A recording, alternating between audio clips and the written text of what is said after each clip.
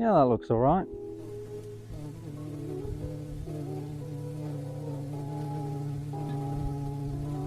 Oh, hell no. Yeah, I'm not dealing with that. No, thank you.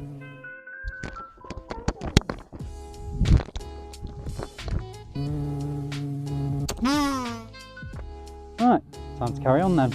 Ah!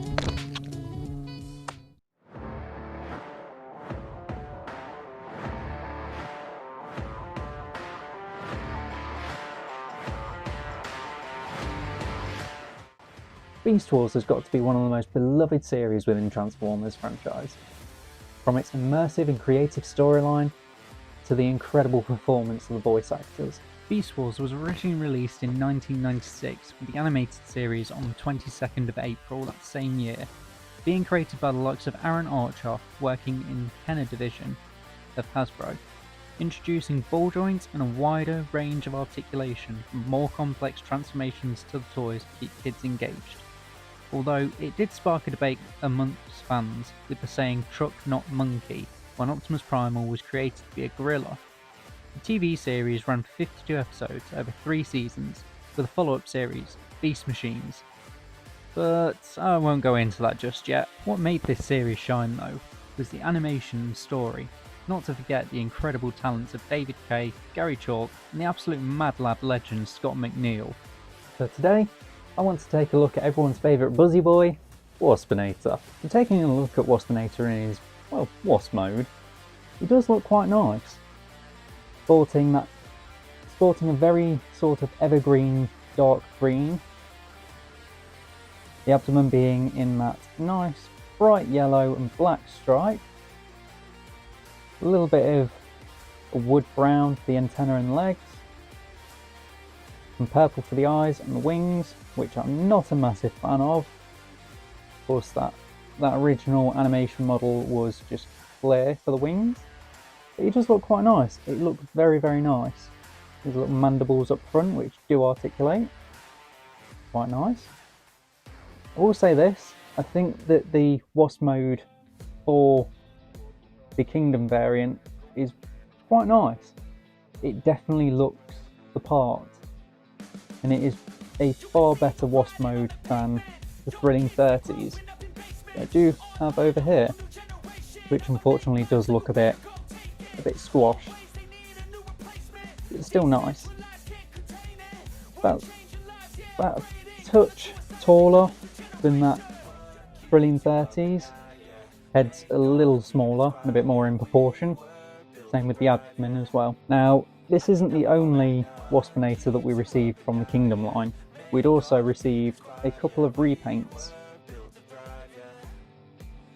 which are quite nice, and I really couldn't be bothered to try and collect them all together, which I'll get into the problems with this figure eventually. But they do look quite nice, and they do sort of remind me of a Beast Wars Seeker squad. So I would like to see a few more Waspinator repaints, just to have that full squad. So articulation on this guy is actually fairly decent for a Beast Wars or a Beast figure. So his wings are on ball joints, so you can articulate those however you want. His legs are on a mushroom peg, so they can go 360. I won't do that though. Same with these front legs. Like I said, the mandibles do move in and out, and his antennae are on what I can only assume is a swivel. So you can get a nice range of motion, as you probably see there. It started to come apart. One thing that I will say about this guy is he's not very solid. He does like to fall apart in both modes. That's definitely one thing that the Thrilling 30s has over this figure. Taking a look at the two repaints, first off being the Sky Wasp, and the other one being Buzzsaw, they do look quite nice. Of course, Sky Wasp is definitely an homage to Skywarp in Waspinator colours, or in Waspinator mould, not colours, Skywarp colours. So he has some nice red wings, which do work well for this guy. Black gold abdomen, black for the body, and gold for the eyes, and then the rest of him is purple.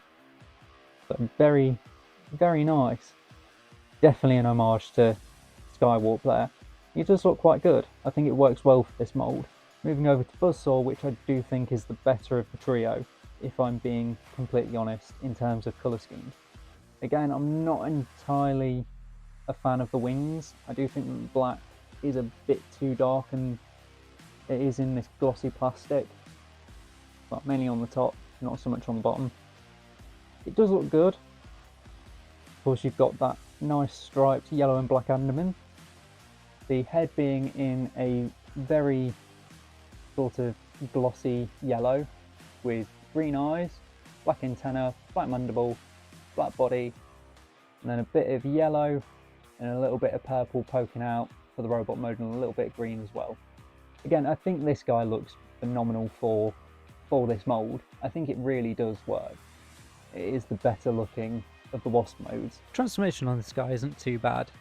All it is flipping the legs down, separating from the admin, splitting the arms apart, and just situating all of that chest into, or crunching it into, the main body.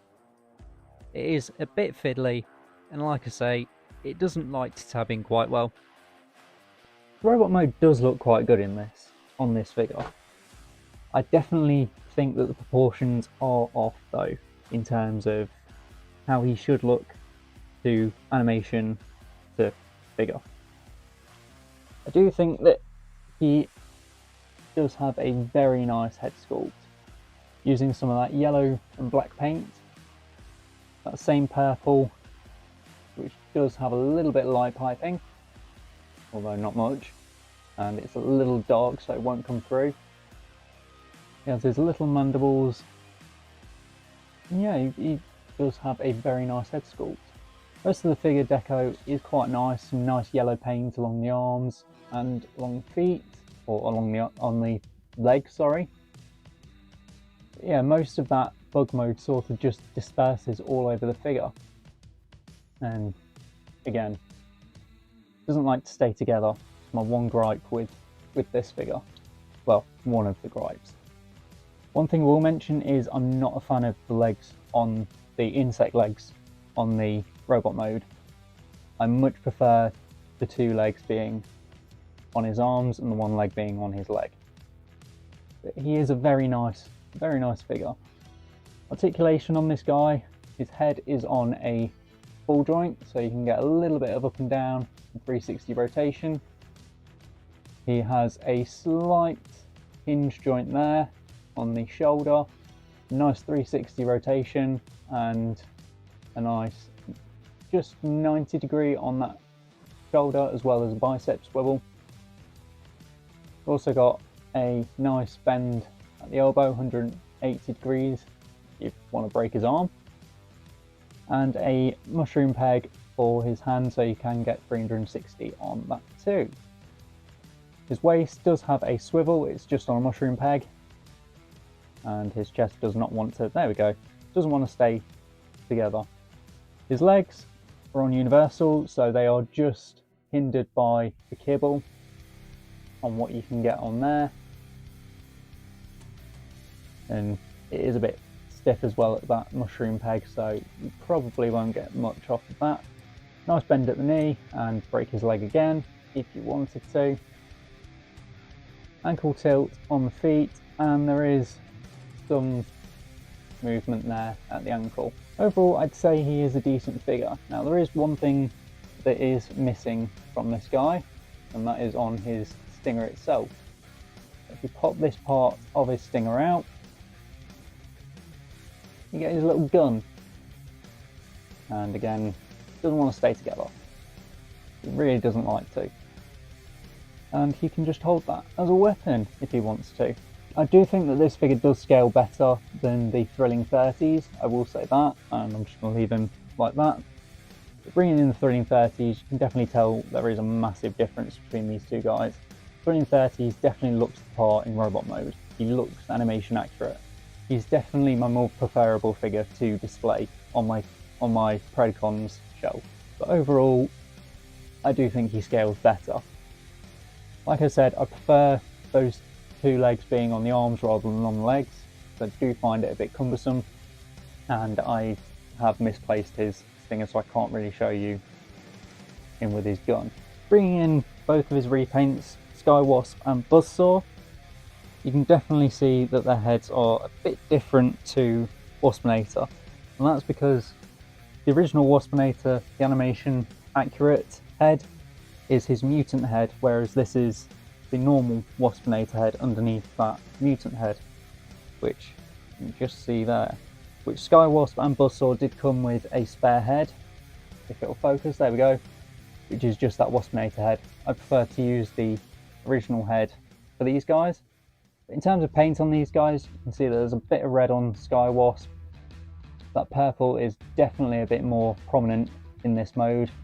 Same with the black, you've got those nice red wings just in the back. Overall, quite a nice colour scheme for him. Buzzsaw, who is currently sat on his stinger because he doesn't want to stand up properly. You can see that there's a black fade on his legs, a nice green and yellow on his shoulders, purple, black and yellow pretty much all over the figure, which again I think works well for this mould. It does look very good, and they do look good as a Wasp Seeker set.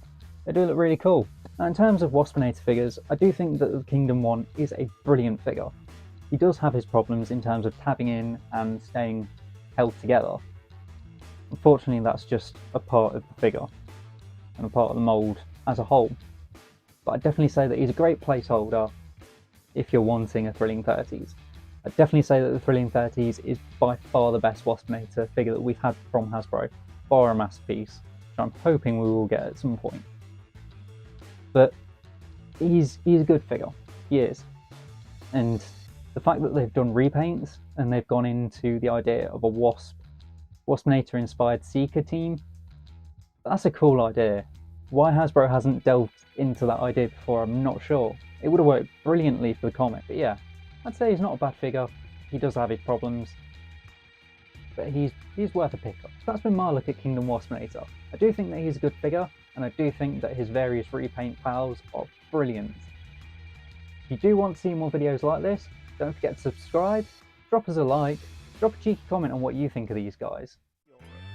If you guys enjoyed this, then why don't you head over to Leicester Vintage Toy Shop channel and check out their Toy Shop on Tour series, as we follow Joe and Gav's adventure around the UK and Europe, exploring new toy shops and collecting some old toys. Action figures, dolls, Star Wars, weird stuff, Transformers, monsters, space toys.